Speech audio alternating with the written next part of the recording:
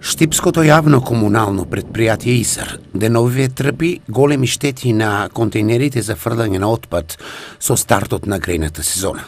Директорот на јавното предпријатие ИСАР Живко Тасев на денешната пресконференција нагласи дека изминатите денови имаат 10 контейнери кои се опожарени по фрлање на пепел од огревното дрво. Се случи пред некој ден, во ист ден, околу 10 контейнери да се запалат, и тоа во ноќните часови, од 4 часот до 7 часот наутро. Значи, тука може да има некои индикации да намерно некои пале контейнерите, но повики до органите кои се задолжени за таа работа да одат на лице место и да испитат како дошло до опожарување на контейнерите. Тасев забележува дека минатата година во текот на зимата се уништени 40 контейнери, низ град Штипа штетата изнесува околу 10.000 евра.